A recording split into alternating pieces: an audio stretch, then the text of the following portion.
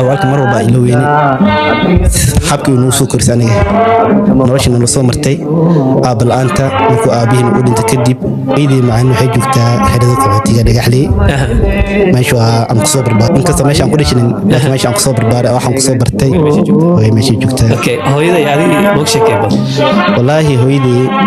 alxamdulillah horta nolol aad iyo aad u dheer ayuu soo ilay soo martay dhibaato fara badan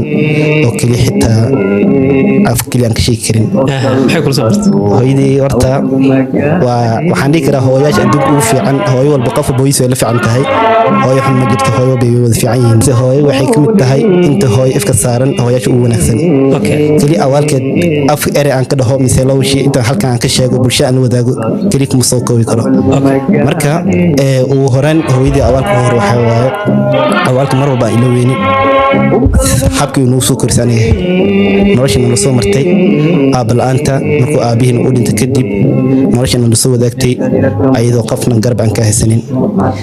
midii labaad oo maanta aan dhihi karo oo hooyadii macaan oo awaalkeed halkan aan gudi karo xaafadna waa wiilal waaye hal gabar kuma jiro idinka familkiini daqa ku siin shan wiil aan ahaan faantay waxbarashadeena kusoo dadaashay nolol oo maanta keliya oo afka lagu soo koobi karin ya oo maanta halkan wax sheegna aan dhihi karo maahan oo waxyaabo fara badan waaye hadda waa soo tirinaadha waqti waxaan ka baqayn waqti ugu dhumaado helo way macansantahay horta way macaan waxaan kuu soo wacay inaa oo bulshada inaan la wadaago awaalka aad ii gashay inkastoo aan gudi karin inaa way macaan ku dhaho ma gudi karno awaalkaagii nolosha nagu soo korisayaan ognahay dhibaato nala soo martay waxbarashadeeni dadaalkeeni ولين كل يوم دان فانتي way macno tan dhamaantiin ku jecelnahay jecelkay aan ku qabno waliis ma dhamaan doono cimrigeena cid kale ma ku jeclaan doona way macaan insha Allah abda ilaahi si niidan jashno yeelo waxaan ka balan qaadi doonaa inaan ku geeyo marta xaj kale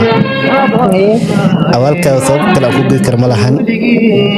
dadaal mar waxaan sameeyay dadaal oo aad iyo aad u farbadan sida aan ku muujiyo ina wali oo qalbiina ku taashid marka hoy macaan inoo la inta loo kiro adduunka waxaan kula adduunka farxad ku duug aakhir fil janna ku rajaynaya insha Allah